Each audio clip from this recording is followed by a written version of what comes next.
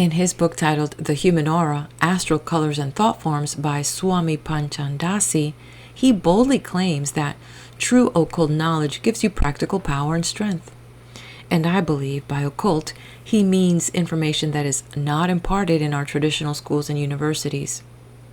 Welcome to my channel. I am Daisy, your hostess. If you are new to my channel, glad you found us. If this is the first video you landed on and would like to catch up on the previous chapters, please visit my book playlist.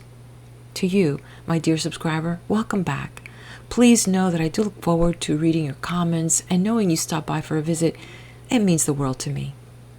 This topic is one that I enjoy exploring, and while much of it was familiar to me, I've been able to expand on my knowledge and confirm some of the things that I've experienced in regards to the aura. The last chapter was a true gem, as the author explored the concept of thought forms in the context of the aura and their astral colors. We've come a long way since the publishing of this book, which goes to show me that just because science can't currently explain the supernatural, it doesn't mean it's not an occurring event. It simply means that we have not pondered long enough or developed the technology or capacity to explain it. Currently, a series of neuroscience experiments ranging from studies on phrenology in the 19th century up to functional MRI imaging of people in a vegetative state point to an immaterial aspect to the human mind. The result of many experiments is that abstract thought is an immaterial power, not a material power of the mind. Now, I stopped for a minute to understand the use of immaterial and found that psychology today explains that to claim that something is immaterial implies it does not exist. Yet we say something is immaterial because we do not yet know their true nature. For example, the phenomenon of consciousness. We can't see its material counterpart, yet it surely exists. Albert Einstein was quoted as saying, "The world we have created is a product of our thinking. It can't be changed without changing our thinking." That's beautifully stated, right? I found another article on this topic, and by the way, I have left links for your preview in the description of this video. So the article goes on to say that scientists have discovered that our thoughts give off little packets of energy called photons, which are the fundamental particles of light. So when you say, "I've had a bright idea," it's quite literally true. It has been lit up. In the previous chapter, the author presented the idea that depending on the intensity of a thought, we can impress and do impress the space around us. So if you missed that, again, you can catch that video in my book playlist. So let's get ready as I turn the page to the next chapter. The Human Aura, Astral Colors and Thought Forms by Swami Panchadasi. Chapter 7. Psychic Influence of Colors. In all of nature's wonderful processes, we find many evidences of that great principle of action and reaction, which, like the forward and backward swing of the pendulum, changes cause into effect and effect into cause in a never-ending series. We find this principle in effect in the psychic relation of mental states and colors. That is to say, that just as we find that certain mental and emotional states manifest in vibrations causing particular auric astral colors, so do we find that the presence of certain colors on the physical plane will have a decided psychic effect upon the mental and emotional states of individuals subject to their influence. And, as might be expected by the thoughtful student, the particular astral colors manifest in the aura by the presence of some particular mental or emotional state exactly correspond with the particular physical colors which influence that particular mental or emotional state. Illustrating the statements in the preceding paragraph, I would say that the continued presence of red will be apt to set up emotional vibrations of anger, passion, physical love, etc. Or, in a different tint, the higher physical emotions, blue, of the right tint will tend to cause feelings of spirituality, religious emotion, etc. Green is conducive to feelings of relaxation, repose, quiet, etc. Black produces the feeling of gloom and grief, and so on. Each color tends to produce emotional vibrations similar to those which manifest that particular color in the astral aura of the person. It is a case of give and take, along with entire scale of color and emotions according to the great natural laws. While the explanation of these facts is not known to the average person, nevertheless, nearly everyone recognizes the subtle effect of color and avoids certain colors while seeking certain others. There is not a single living human being but who has experienced the sense of rest, calm repose, and calm inflow of strength when in a room decorated in quiet shades of green. Nature herself has given this particular shade to the grass and leaves of trees and plants so that the soothing effect of the country scene is produced. The aura of a person experiencing these feelings and yielding to them will manifest precisely the tint of shade of green which is shown on the grass and leaves around him. So true is this natural law of action and reaction. The effect of scarlet upon animals, the bull, for instance, is well known. To use the familiar term, it causes one to see red. The sight of the color of blood is apt to arouse feelings of rage or disgust by reason of the same law. The sight of the beautiful clear blue sky tends to arouse feelings of reverence, awe, or spirituality. One can never think of this shade of blue arousing rage, or red arouse feelings of spirituality. It is a well-known fact that in insane asylums, the use of red in decorations must be avoided, while the proper shades of blue or green are favored. On the other hand, the use of a proper red in certain cases will tend to arouse vitality and physical strength in a patient. It is not by mere chance that the life-giving blood is a bright, rich red color when it leaves the heart. When one feels blue, he does not have the impression of a bright or soft blue. He really is almost conscious of the presence of a dull bluish gray. And the presence of such a color in one's surroundings tends to cause a feeling of depression. Everyone knows the effect of a gray day in the fall or spring. Again, who does not know the feeling of mental exaltation coming from the sight of a day filled with golden sunshine, or from a golden sunset? We find proofs of this law of nature on all sides, every day of our lives. It is an interesting subject, which will repay the student for the expenditure of a little time and thought upon it. Speaking of the general class characteristics of the three primary groups of colors, all occultists, as well as many physiologists and psychologists, are agreed on the following fundamental propositions, viz. that 1. Red is exciting to the mind and emotions. 2. Yellow is inspiring and elevating and intellectually stimulating. And 3. Blue is cool, soothing, and calming.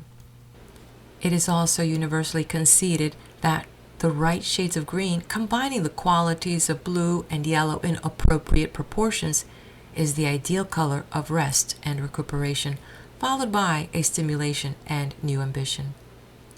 The reason for this may be seen when you consider the respective qualities of blue and yellow which compose this color.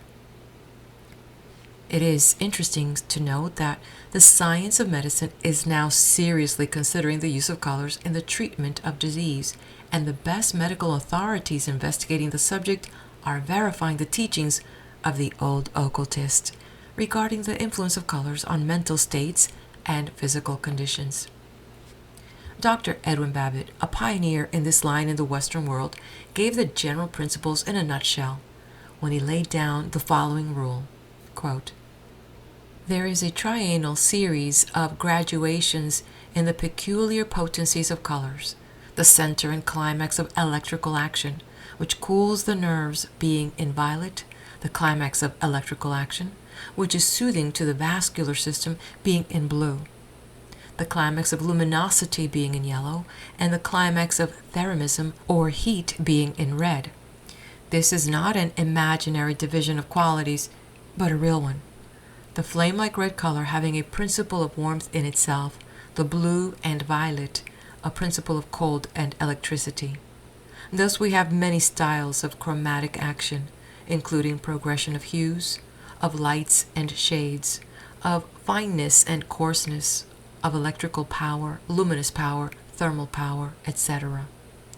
End quote.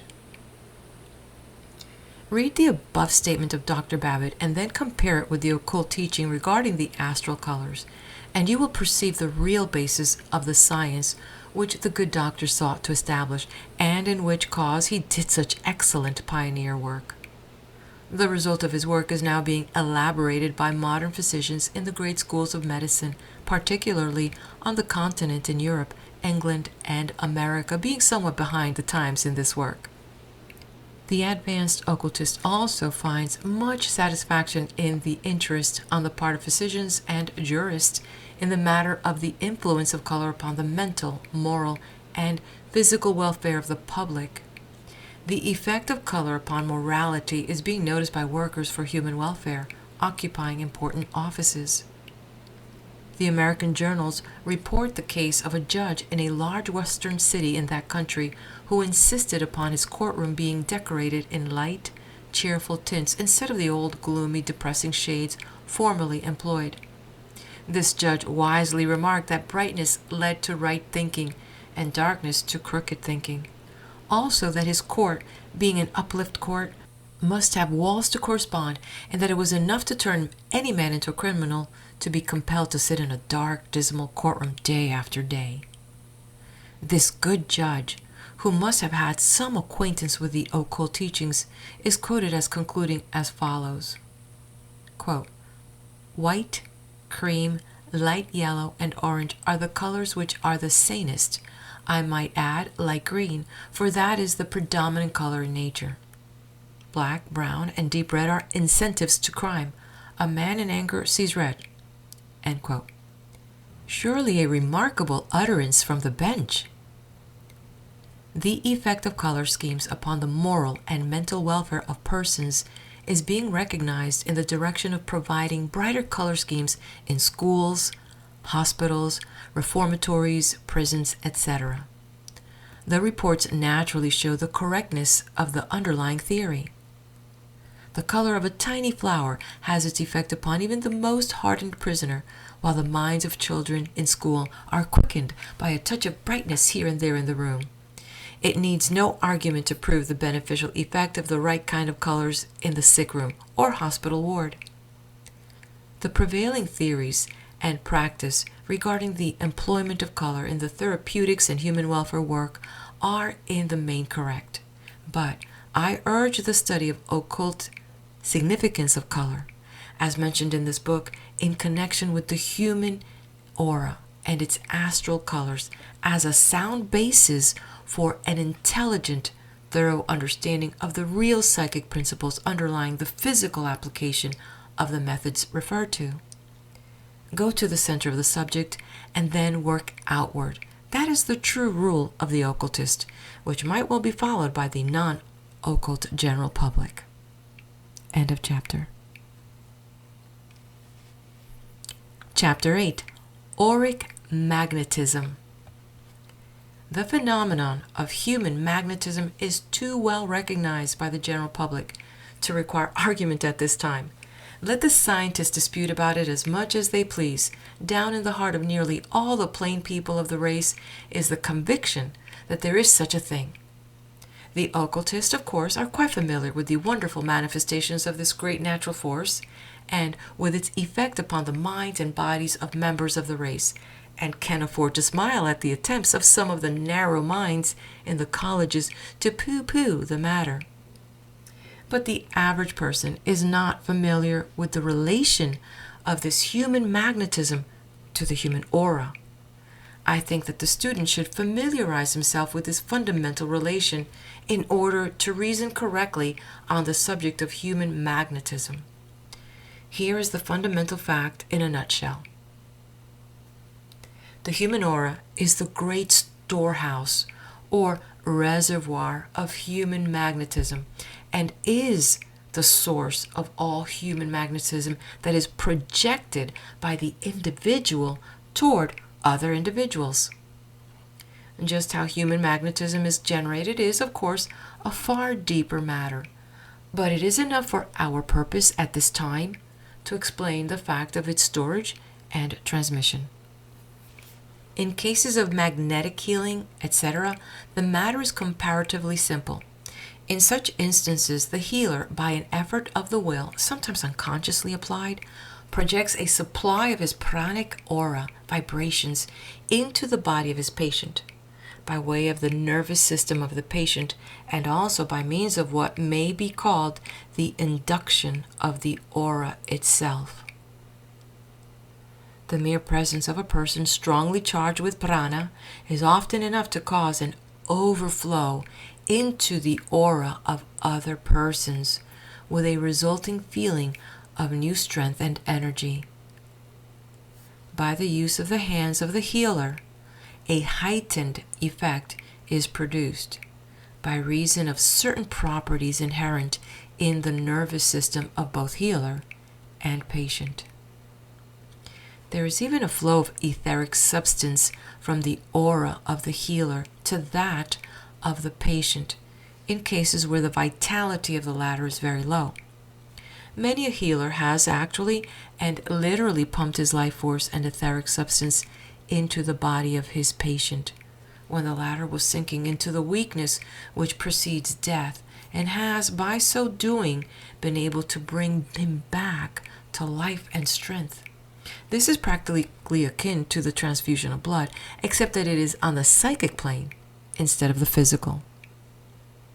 But the work of the magnetic healer does not stop here, if he be well informed regarding his science.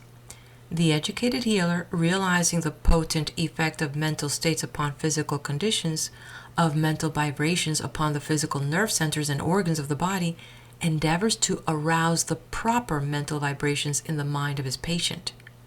Ordinarily, he does this merely by holding in his mind the corresponding desired mental state, and thus arousing similar vibrations in the mind of the patient.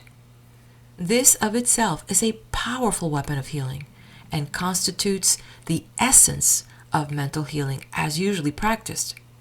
But there is a possible improvement even upon this, as we shall see in a moment. The advanced occultist, realizing the law of action and reaction in the matter of the auric colors, turns the same to account in healing work as follows. He not only holds in his mind the strong feeling and thought which he wishes to transmit to the patient, but, fix this in your mind, he also pictures in his imagination the particular kind of color which corresponds with the feeling or thought in question. A moment's thought will show you that by this course he practically multiplies the effect. Not only do his own thought vibrations, 1, set up corresponding vibrations in the mind of the patient by the laws of thought transference, but 2, his thought on the certain colors will set up corresponding vibrations, not only A, in his own aura, and thence B, to that of the patient, but will also, 3, act directly upon the aura of the patient and reproduce the colors there, which, 4, in turn will arouse corresponding vibrations in the mind of the patient by the law of reaction. The above may sound a little complicated at first reading, but a little analysis will show you that it is really quite a simple process, acting strictly upon the lines of action and reaction, which law has been explained to you in preceding chapters of this book. The vibrations rebound from mind to aura and from aura to mind in the patient, something like a billiard ball flying from one side of the table to another, or a tennis ball flying between the 2 rackets over the net. The principle herein mentioned may be employed as well in what is called absent treatment, as in treatments where the patient is present. By the laws of thought transference, not only the thought but also the mental image of the appropriate astral color is transmitted over space and then impinging on the mind of the patient is transmitted into helpful and health-giving vibrations in his mind.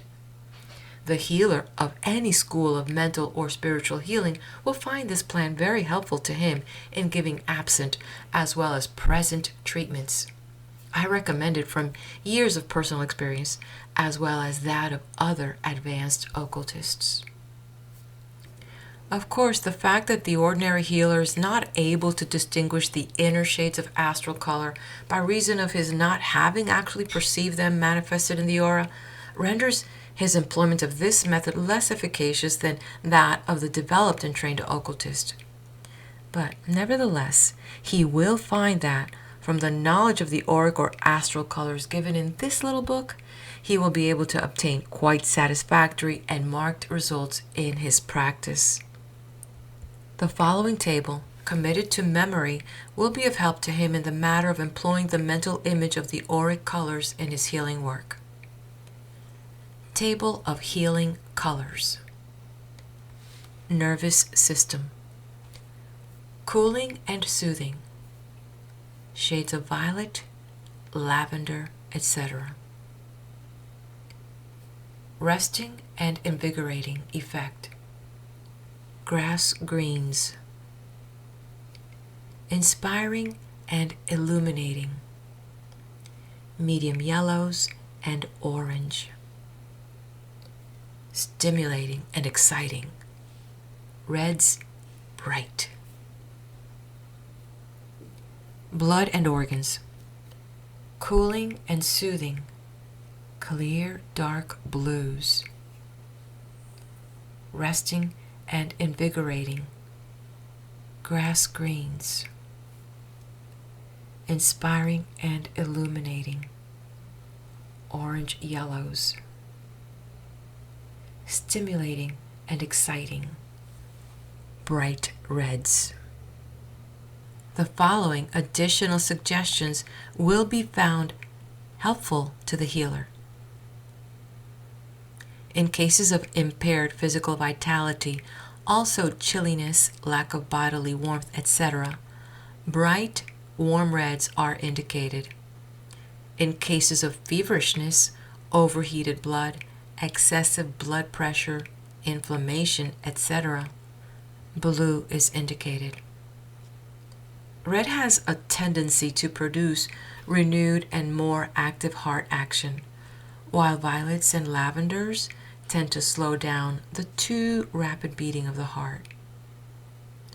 A nervous, unstrung patient may be treated by bathing her mentally in a flood of violet or lavender auric color, while a tired, used-up, fatigued person may be invigorated by flooding him with the bright reds, followed by bright, rich yellows, finishing the treatment with a steady flow of warm orange color.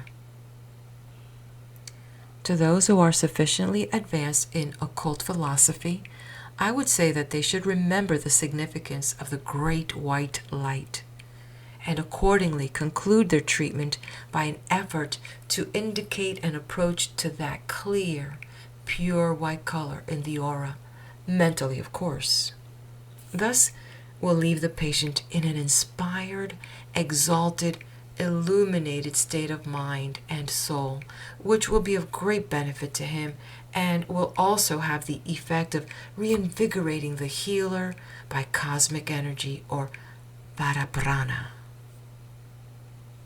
Everything that has been said in this chapter regarding the use of color in magnetic treatments is equally applicable to cases of self-healing or self-treatment.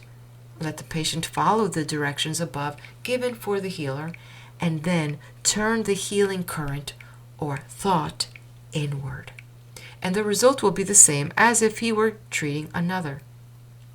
The individual will soon find that certain colors fit his requirements better than others, in which case, let him follow such experience in preference to general rules, for the intuition generally is the safest guide in such cases.